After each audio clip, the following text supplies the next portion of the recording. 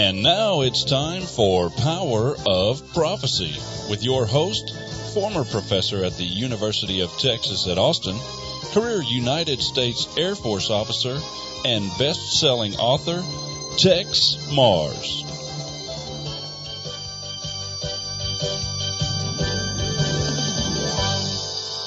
Buenos dias, senor.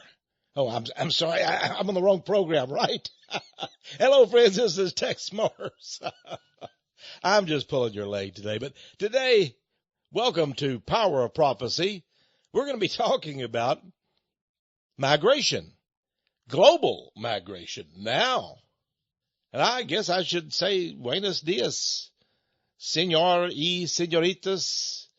And of course, one of the ladies there, the little bit, the mothers, the wives, the Doña, that's a very highfalutin title. Well, that's sort of what you get when you get on the phone service now. Whoever you call, they give it to you in English and in Spanish and I suppose, I don't know, wherever you're at in the country, they probably go Ukrainian, Bosnia, I don't know. Take all your time, because, this is not America anymore. It's not America anymore. And we have a terrible situation, folks, because there's obviously been a breakdown in communications, and I mean all kinds of communications, between the establishment in Washington, D.C. and you and I. Now, the average American out there, and I think I'm speaking for the average American. I'm sort of average American. You probably are too. I see the average American as a pretty good guy, pretty good gal. But we're getting sick and tired of this migration movement that's happening right now. That's been happening for about 15 years because Washington, D.C. has broken their communications with us. I feel like when I write or talk to a congressman or even read what they say in the newspapers, they're not even speaking English anymore. They're from a different planet. I really wonder if these people are not a wholly different species. DNA is pretty consistent, and I really think we ought to require our congressmen to get their DNA taken. I think we'll find out that a lot of them come from the planet Venus or Mars or maybe some other galaxy, Clayton, or somewhere somehow. They're not Americans, that's for sure. And these same things are happening, but on a bigger scale in England, France, Germany, Sweden, Norway, and so forth, Spain. These countries are being broken down culturally, economically.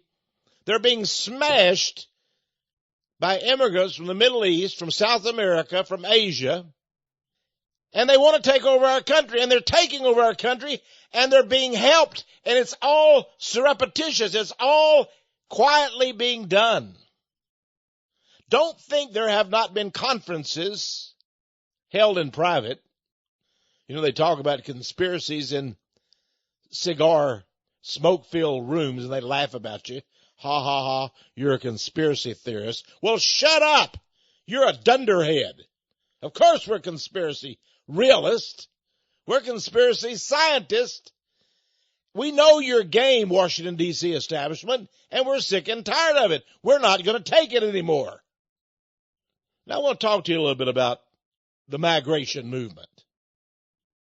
Illegal immigrants, illegal aliens. I was invited to dinner at a friend's house, I guess it's been about a year ago. And he had a guy and a woman he wanted to meet. They were doctors. Oh, yes, they were doctors, but they were from Romania. They'd come to the United States, and, they're pretty well off. I mean, from Romania, a poor country, having nothing, come to the United States and being doctors, and they were doing pretty well for themselves. But the gentleman, he had been involved in the Romney campaign for president. And if Romney had been elected, he would have been in high level in the White House and all this kind of stuff. This friend said to me, well, you're conservative, Tex. I'd like for you to meet my conservative friends. These, two doctors from Romania. So I said, okay. So Juan and I went over to their house, and we were speaking, and I don't know, must have been something that was said by somebody, and I mentioned illegal aliens. Well, the guy had, as we would call it in East Texas, almost had a conniption fit. He said, well, we should not call them illegal aliens. You don't want to be Attila the Hun, do you? I said, just a minute. What do you call them? Well, they're undocumented people. Undocumented people? Well, nobody understands what undocumented people means. Everybody understands what illegal aliens means. That's what we're to use. But I was nice in saying that. And he got furious. How can you possibly use such words?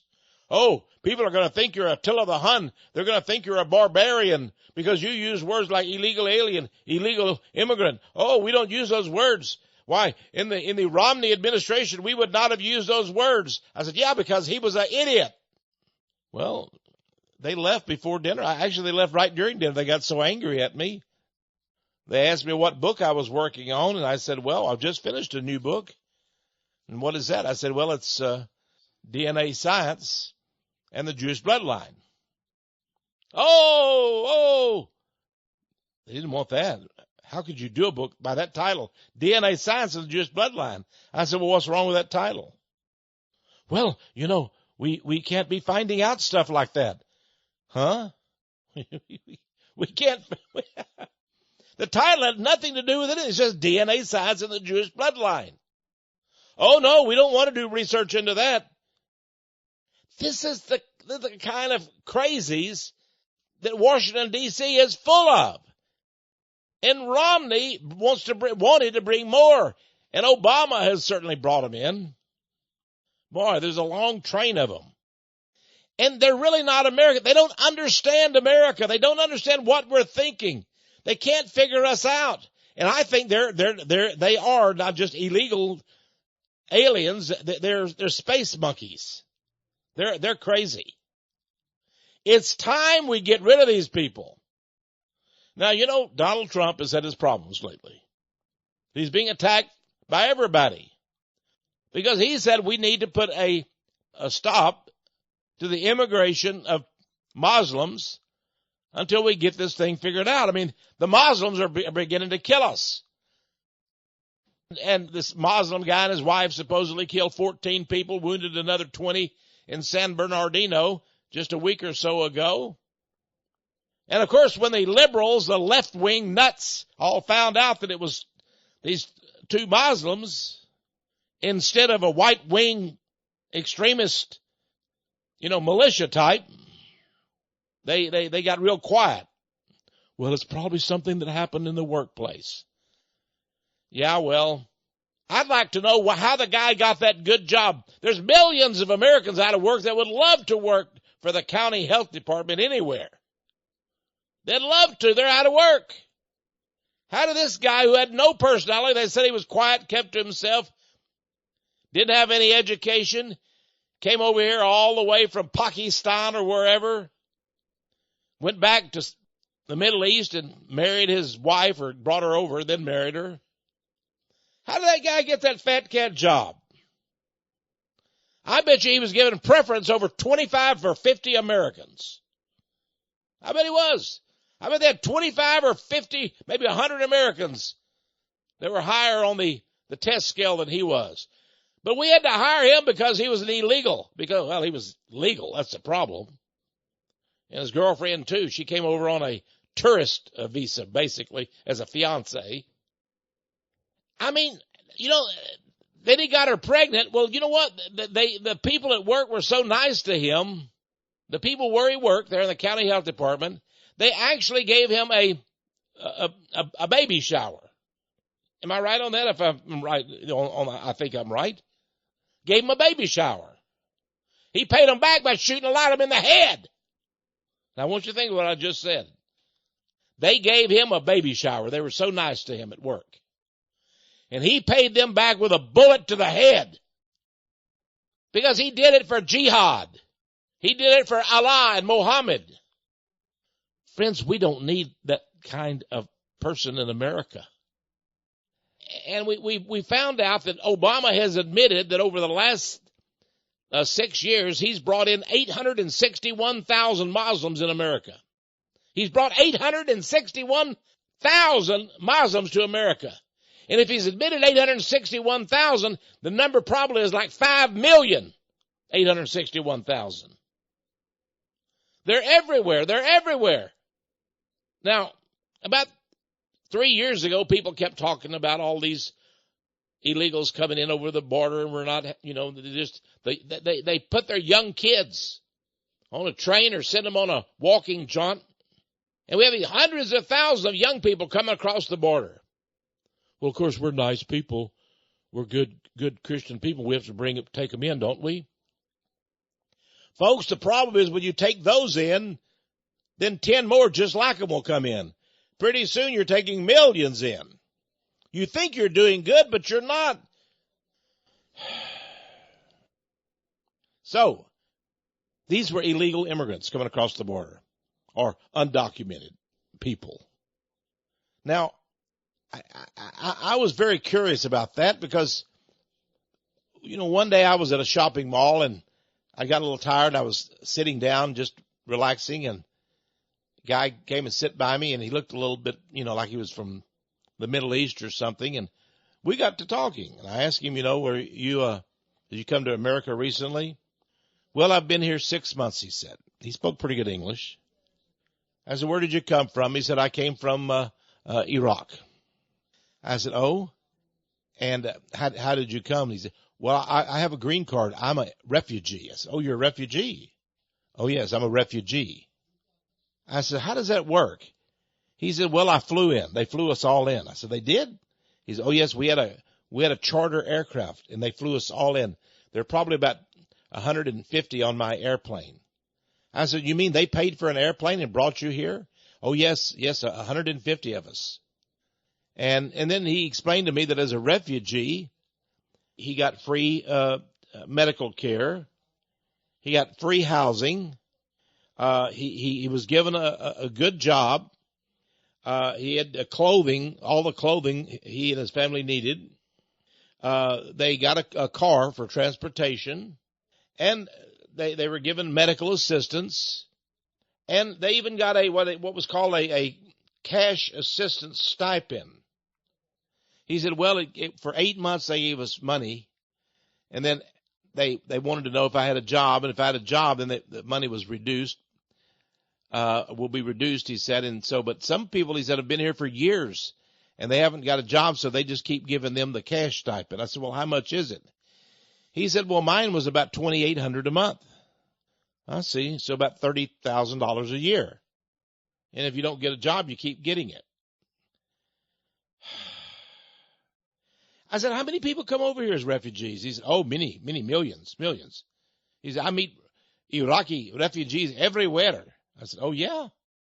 You mean you just go to places and meet them? Oh, yes, I have many friends here in Austin. Iraqi refugee. We all have green card. We have green card, he said. Okay, good. I did some investigation of this, folks. I wanted to know. Everybody was talking about these illegal immigrants coming across the border. And they kept saying we have 12 million illegal immigrants. Well, they said that for so many years, my ears got stopped up. Oh, 12 million. We have 12 million illegal immigrants. Well, the Center for Immigration Studies recently did a study and found out that there are 42.1 million illegal immigrants. 42 million is a big difference from 12 million, isn't it, folks? So the Obama administration lies to you and tell you, yeah, we have 12 million illegals in America. They call them undocumented. But the Center for Immigration says that we have 42 million. Now, I recall watching the Lou Dobbs television show about 12 years ago, and he had a representative from Bear Stearns. Bear Stearns was one of the largest Wall Street firms, and Bear Stearns had just done a big study of how many illegal immigrants are in America right now. They said there's 25 to 35 million illegal immigrants. Oh, that was 12 to 15 years ago. We really don't know how many million immigrants there are, but I see them everywhere now. I see the women with their burqas on and their habib and all the clothing they have on and such. I see them everywhere. I see them, I drive by theaters. I see them. I don't go in the theaters, but I see them go in. I see them at the food store. I see them walking down the streets of our shopping places. They're everywhere. Towns, big, small. In Sacramento, California, a man named Nicholas Soltis decided to murder about 6 members of his family. He went on a wild rampage shooting them. Turned out that Nicholas Soltis was a visitor of sorts. He was a refugee from the country of Ukraine. Now, Nicholas Soltis was one, I understand, of about 75 to 80,000 Ukrainians in the city of Sacramento alone. Now, think about that, folks. 75 to 80,000 Ukrainians. Now, the city of Sacramento is not a big city like San Francisco or Los Angeles. Relatively small city. Sacramento. What are up to 80,000 Ukrainians doing there? They're all refugees. Who brought them over? Well, come to find out, our government brought them over. How did our government go over to the Ukraine and bring back 80,000? Well, I was told they're not 80,000. They're just in that one city. There's communities here, and there's communities there. There's communities in New York, communities in Los Angeles. There's some in Tucson, Arizona. Why, there's Ukrainians living right here in Austin, Texas, in Tennessee. They're all over the United States. Huge communities, like 80,000 Ukrainians. And most of them cannot even speak English. What are all the Ukrainians doing here? Everywhere it's the same. They have been bringing these people in nonstop. Now, I'm telling you, it's a plot. It is a conspiracy. It is. I want you to understand something, my friends. There is no law preventing the United States from bringing in 100 million per year. You say, oh, Texe, that's ridiculous. I'm not saying it's happening. I'm telling you there's nothing to prevent it. There is a law. In 1983, they passed the Refugee Resettlement Act. It allows the President of the United States to bring into America as many refugees as the President wants. Did you hear what I just said, folks? President Obama can bring in as many refugees as he wants to. He can bring in 100,000, 500,000, 1 million. He can bring in 50 million this very year. It says that he will bring in all that he wants to. Did you know that according to the United Nations, the United States is bringing in over 70% of all the refugees in the world? They all come to America. Over 70% are brought into America every year. Wow. Now here's what the Refugee Resettlement Act says. According to the law, people have to apply to come to America as a refugee. So they fill out a couple of forms. On the forms, they have to say why they want to come. They have to say, well, I'm a refugee because I'm being persecuted in my home country. Or we had a natural emergency, maybe a flood, a tornado, a cyclone that hit. I need housing. Well, lately they've expanded that. Obama said, you know what? We want to bring people over here that are hungry. So if you're hungry, you're in a country that doesn't have a lot of food, well, you can come over here also. Then there are countries where homosexuals, can't get married and such. Oh, well then homosexuals, you can be a refugee too. You can be a refugee. So all homosexuals, all you have to do is say, they treat me bad here in Germany, or they treat me bad here in, Czechoslovakia, or wherever you're at. The dictator of Zimbabwe doesn't like homosexuals. I want to come to America and live. Oh, good. Come on over. I've been looking at the American diet. Y'all eat awfully good. We don't eat that good here in Turkey. We don't eat that good in Syria. I want to go to America where I can eat better. Okay, you're hungry then. Yeah, you're a hungry candidate. Okay, you can come. Well, how are you going to get me over there all the way to your country? I'm from Kenya in Africa. I'm from South Africa. I'm from Mozambique. I'm from wherever country you're from. There's all these countries. And by the way, I found a list. I had a hard time finding all this material, but I found out that they come from, let's say, Jordan, Thailand, Nepal, Malaysia, Rwanda, Liberia, Sudan, Somalia, Afghanistan, Vietnam, Cuba, Serbia, Montenegro, Georgia, Ukraine, Ethiopia, Colombia, Guatemala, Burundi, Iraq, Libya, Sierra Leone. And I just, I ran out of ink in my pen. I quit writing. There's about 175, 200 countries in this world, depending on the date that you check. And all these immigrants are all coming to the United States, and they're calling themselves refugees. Now, remember the Tarnoff brothers that we're told did the bombing in Boston? The Boston Marathon bombers? They came over too because their family said if they didn't come over, they may be persecuted. Now, that was very strange because their home country was a Muslim country. And they came over as Muslims. And they were afraid of being persecuted. That just shows you that Obama will bring anybody over. And so would George W. Bush, and so would Bill Clinton. Anybody can come over and claim anything. My mama don't like me, I guess. Well, oh yeah, you give me a refugee. I don't have a daddy. My daddy abandoned me. That's good. Come on over. I've only got 2 cars. You Americans have 3 or 4. Little misconception there, isn't there? Come on over to America. I ain't got a home. I have to live in an apartment. I'm suffering because I'm living in a 1,200 square foot apartment here in Burundi. Oh, well, then that's terrible. Here's a ticket to go to America. And when you get to America, you go as a community, a package deal.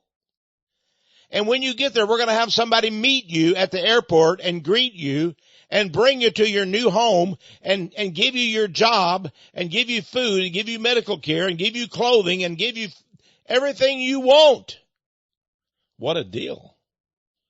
You're from Nicaragua. You've been living in a hut. Hey, you're going to have a nice condo. You're going to enjoy America. It's going to be air conditioned, heated. You're going to have a color TV. Of course you will.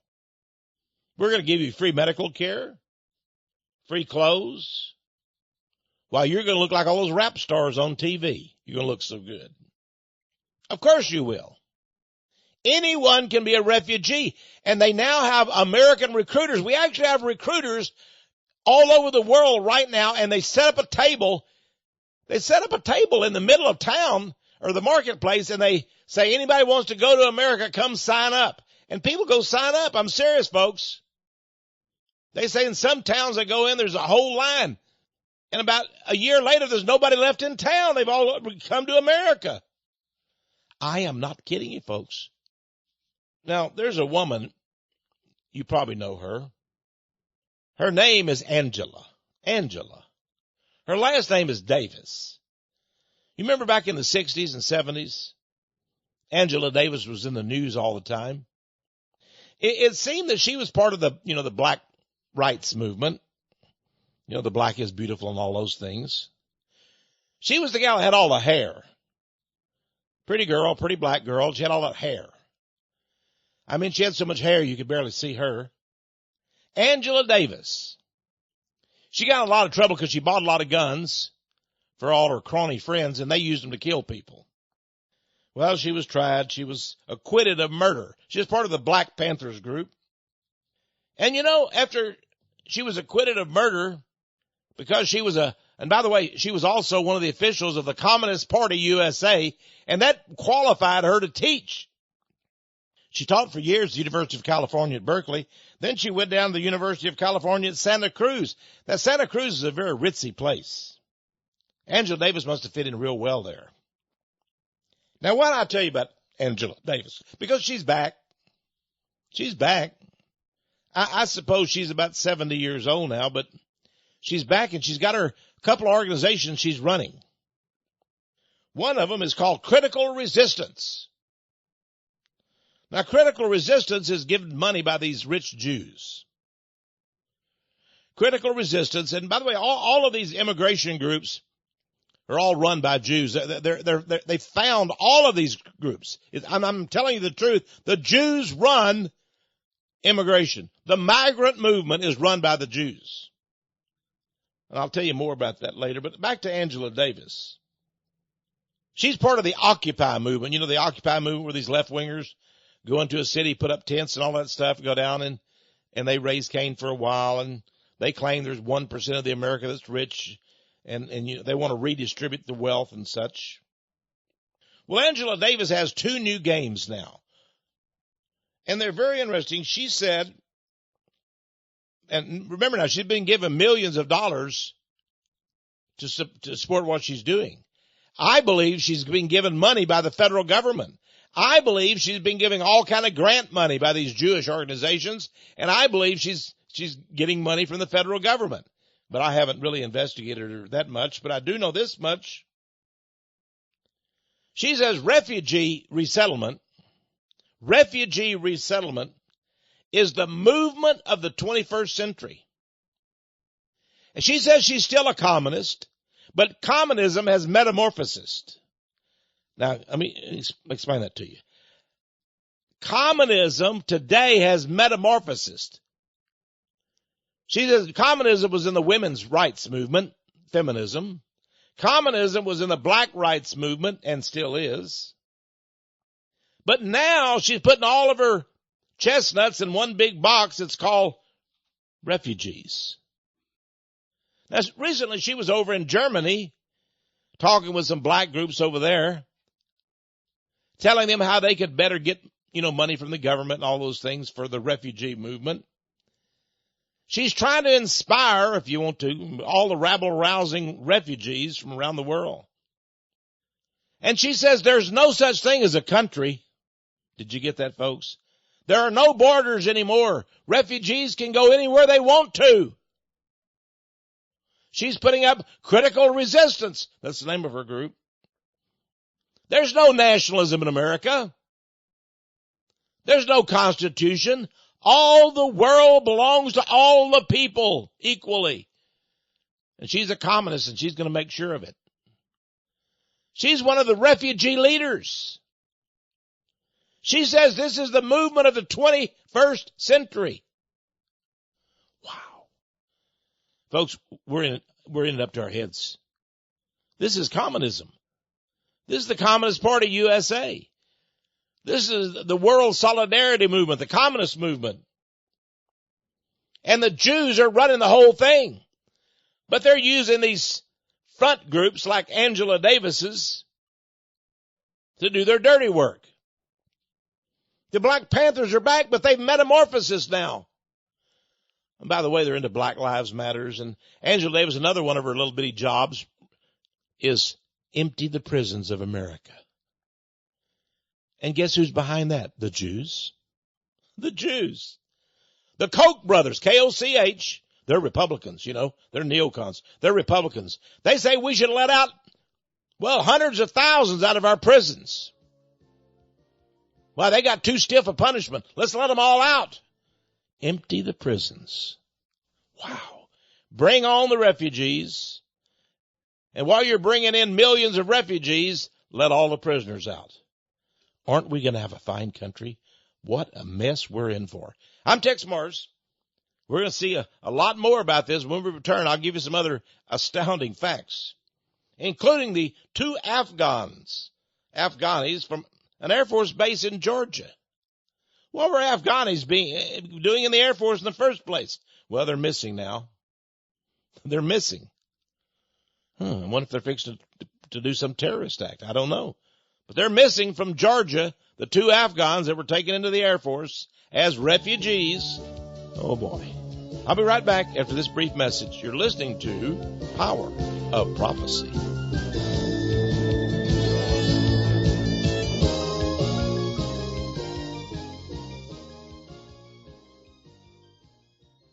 Hello, friends. This is Texe MARRS.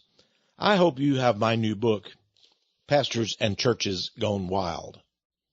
Pastors and Churches Gone Wild. A lot of people said, well, who are you going to cover in this book? Who are the pastors? Who are the churches? Well, I thought I'd just start at the top with the Pope. In fact, I think I cover 3 popes in this book. So you can see sort of a progression. 3 popes. Then I go off to Rick Warren.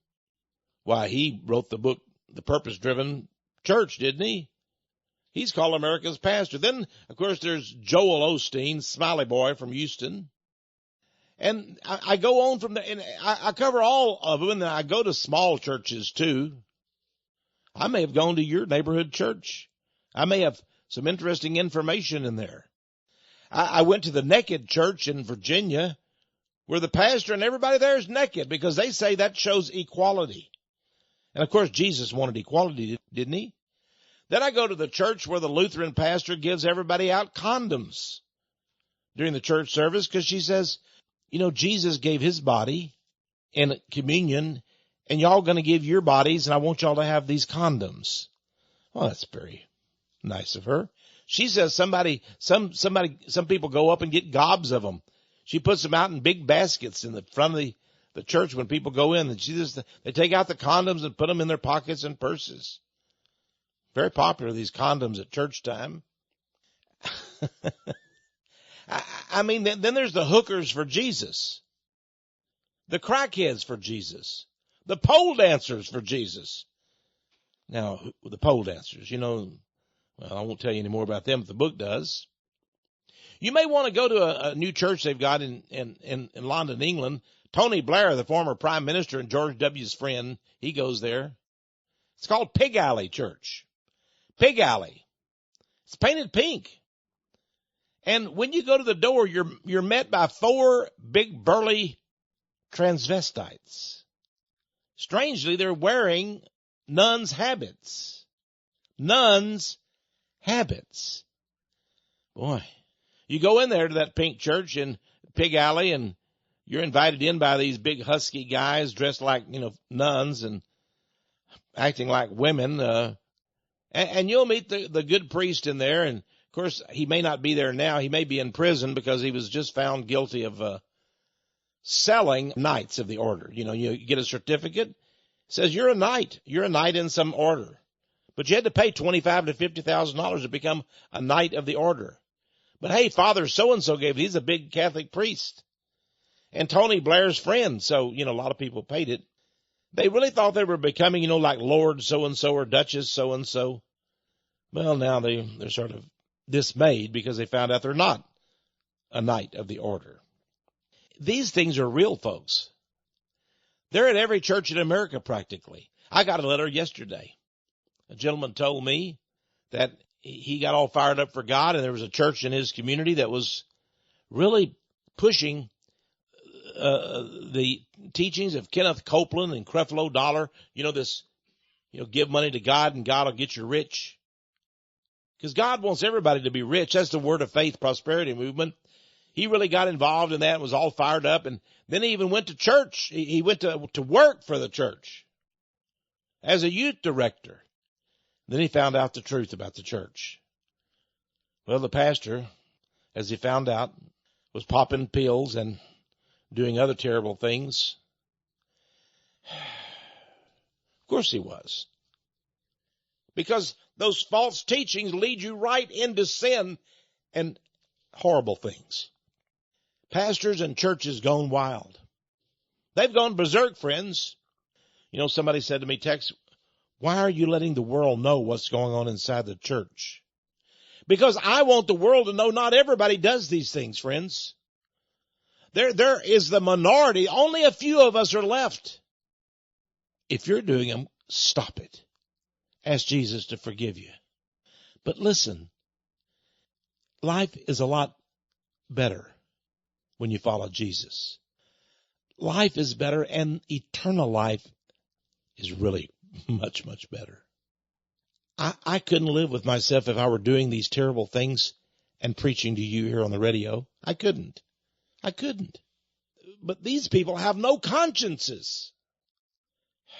You'll find out about Billy Graham. He went to Red China, and while he was there, he said, well, I've read the sayings of Mao Zedong. in your little red book, the sayings of Mao. And that's just what Jesus teaches. Mao Zedong is, well, he could have been a follower of Jesus. The only problem is that, Billy Graham, didn't you know that Mao Zedong killed at least 50 million people? He massacred them across his country. He was a communist tyrant. He would see young girls, 14, 15, on the street, and he would tell his soldiers, I want that girl, bring her to my room, and he would rape her. He did hundreds of girls like that. Do you think that's like Jesus? That's sickening. Well, this book is full of things like that. Of course, Rick Warren, I talk about the day that he went and spoke to a big meeting of 4,000 rabbis. They invited him to come and speak. A Christian pastor. He came and he spoke to 4,000 rabbis. What did he say? Smile and be friendly. That was his message. They loved it, of course. They heard from their first pastor, their first Christian pastor. And what did he tell them? Smile and be friendly. Well, that's nice. Then there's the head of the Southern Baptist Convention. He was invited to an interfaith group too. There were Jewish rabbis and Muslim imams and Hindu gurus. And what did he tell them? Well, he quoted Mahatma Gandhi. He said, you are the change you seek. Huh? Yeah, that's what he told them. You are the change you seek. Wow. He could have told them about Jesus, the change that Jesus makes in life. When he creates an entire new person out of a man or a woman. But instead it was Mahatma Gandhi said, you're the change you seek. He quoted Mahatma Gandhi. But that's what's in his heart. That's what's in his mind. He's the head of the Southern Baptist Convention. Oh my goodness. Pastors and churches gone wild. They've gone wild. The church is totally gone.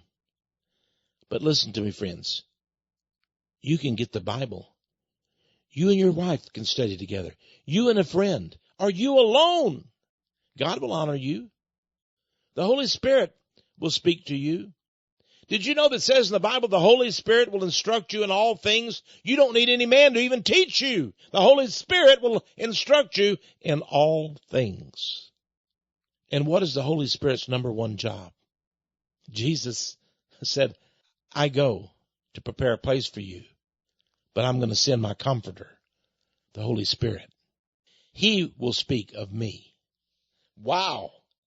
He speaks about Jesus. That's it. I want you to have this book. It's $22. Please add $5 shipping and handling.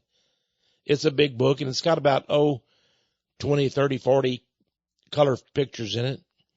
So you can see how much of a mess these people are. Boy, and I tell you, some of them are. Wait till you see their tattoos.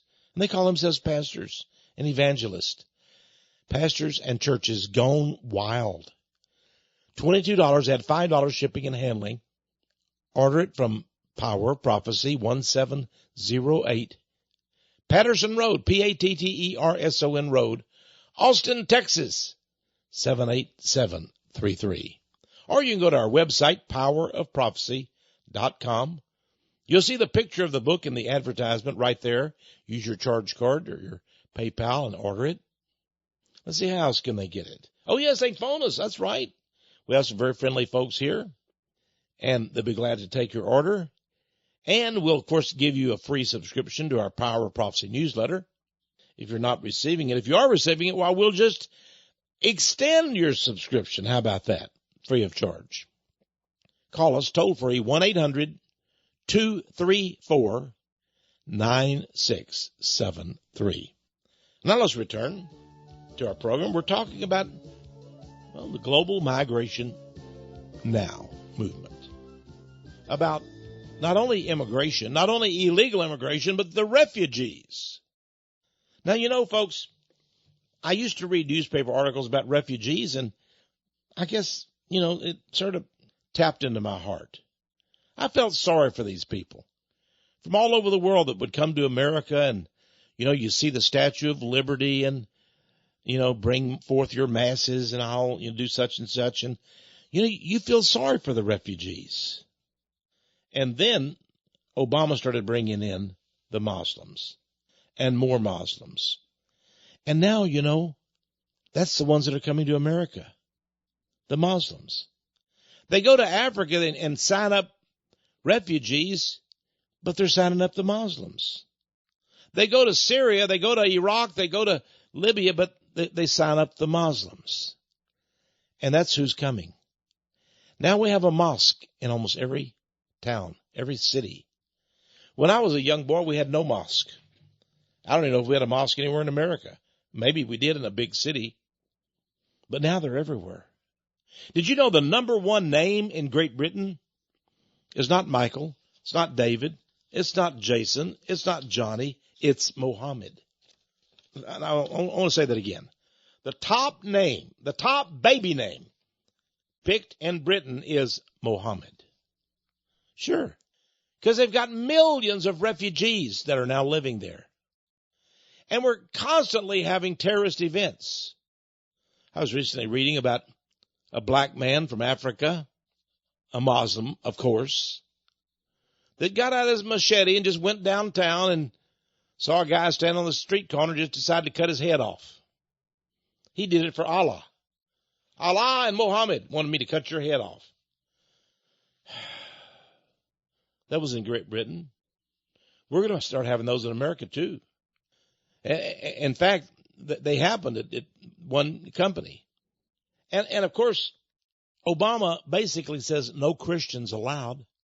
About every 500 Muslims, they allow one Christian in so they can say, see, we're not discriminating against Christians. Ha, ha, ha. Now, I understand that congressmen don't know anything about this. You see, they don't have to prove a law anymore. The last law was approved in 1983. It says the president can bring as many people in as he wants, and he does. He sends a one-page report to the Congress every year. Said this last year we brought in X number of refugees. Bye. That's what he says. That's all he says. There's no big report. There's no approval. There's nothing. Now, who benefits from all these refugees? These foreigners coming in. Well, of course, the left wing does. Because given all these freebies, what are they told? That the Democrat Party's given to them. And if you vote Republican, if you vote conservative, you won't get your free food anymore. You won't get your free employment. You won't get your free medical, your free clothing, your free utilities, your free cash assistance every month. Yeah, vote Democrat. And they do. Of course they do. And now there's millions more Democrats voting. And you know what? They don't even have to show their ID. They don't even have to show their green card. Because these stupid left-wing judges everywhere are saying, why, that would violate their rights. You can't make people show their ID card. Why, that's terrible. Huh? Folks, to drive a car, you got to show your driver's license. To cash a check, you got to show your driver's license. But you don't have to show your driver's license to vote.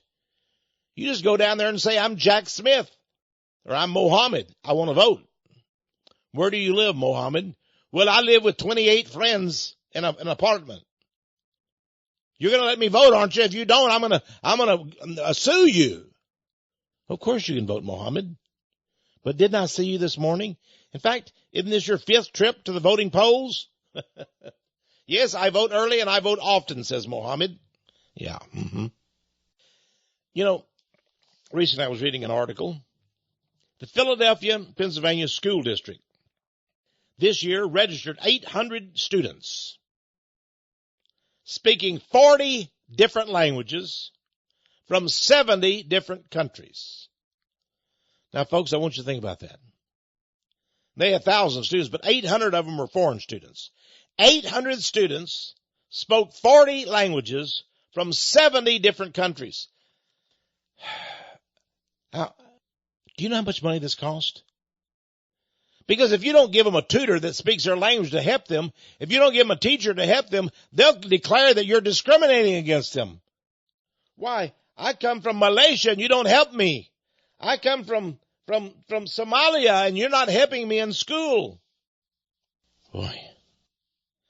I was recently reading an interesting article. It seems that the mayor of Kansas City, his name is believe it or not, Sly James. Sly James. Now, Mr. James, the mayor of Kansas City, went and spoke to the La Raza Mexican group. Now, La Raza means the race. They promoting the Mexican race. You can't have these if you're white. If you have them when you're white, well, you're a supremacist. You're a bigot. You're a racist. But if you have them when you're a Mexican or black or some other thing, that's okay. At La Raza, Sly James spoke there.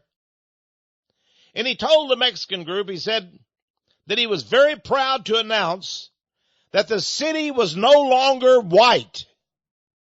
Oh boy. He said in 2010, we were 52% white. 5 years later in 2015, we're only 40% white. We're now a brown city. And of course, they all clapped wildly for him.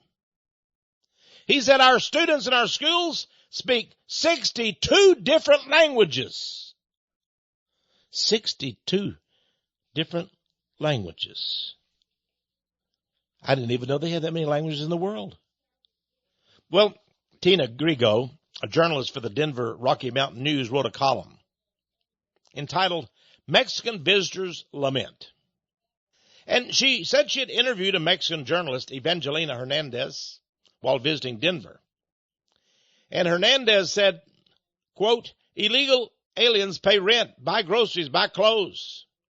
What would happen to your economy in this country if 20 million people go away? She claimed there are 20 million. Of course, the government says there's 12 million. The Center for Immigration Studies says 42 million, and there's probably 80 million here. But what would happen if we Mexicans left? Ha, ha, ha, she says. What happens to your country's economy if 20 million people go away? Thought Miss Grigo. I wonder what would happen. Now listen to what she says here. So, writes Miss Grigo, I did my due diligence.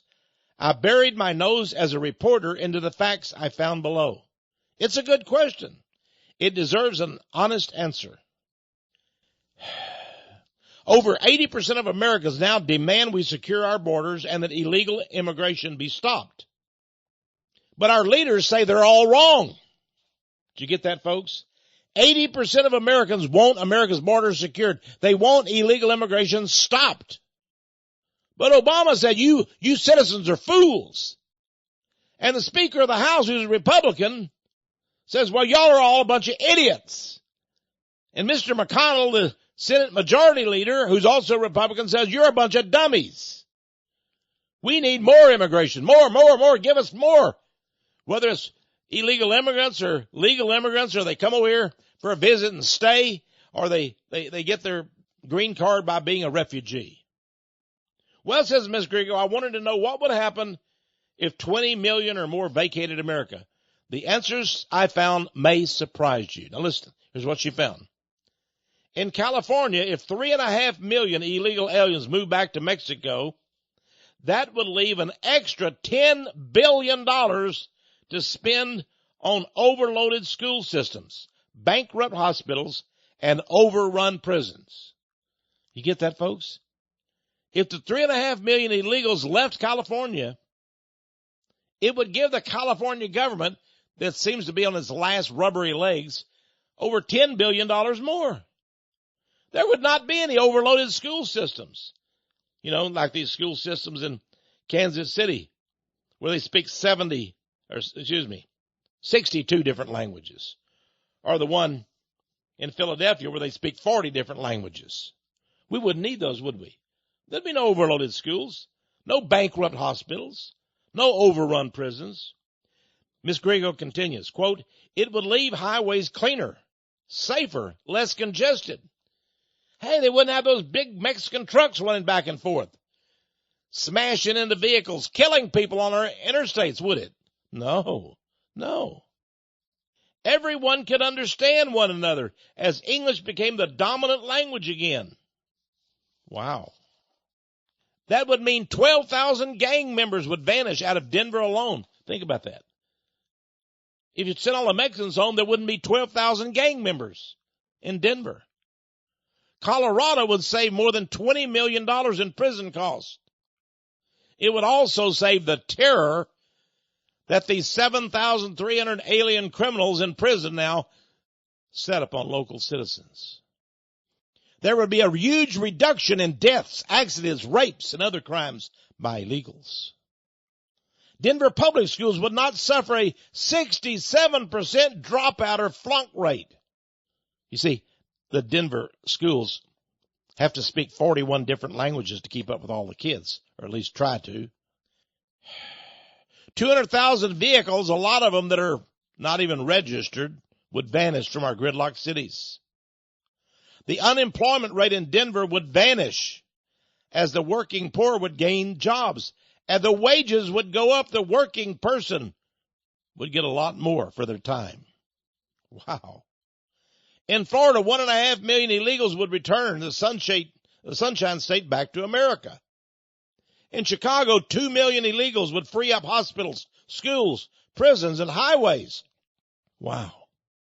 The U.S. economy would return to the rule of law. Employers would hire legal American citizens at a living wage. Everyone would be glad to pay their fair share of taxes. They wouldn't be working off the books anymore. That would mean an additional $400 billion in IRS income taxes collected annually. $400 billion because many of the Mexicans work off the books. You wouldn't have to push 1 for English or 2 for Spanish on your phone anymore. You could actually understand the person you're talking to on the phone. Boy, wow. She goes on and on. On and on. What a wonderful place this would be. Send the illegals back. As far as the mosque goes, why do we need the 2 Boston bombers? Why do we need the 2 Boston bombers? We didn't need them. And we didn't need this couple, Farouk, Mr. Farouk and his wife. We didn't need them. And the job the county health department could go to another person from America. Now, I don't care if you're black or you're white or you're Chinese.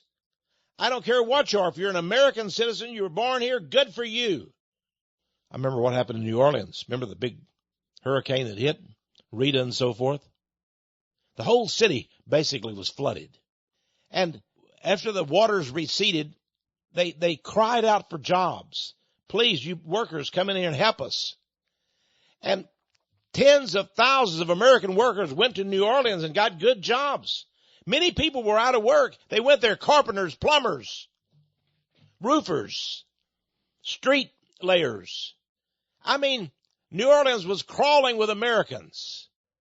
And then one day, those Americans were called in and told, we don't need you anymore. We've got Jose. He just got here on a bus from Mexico. You were working for $15, $20, $25 an hour. He'll work for $8 an hour.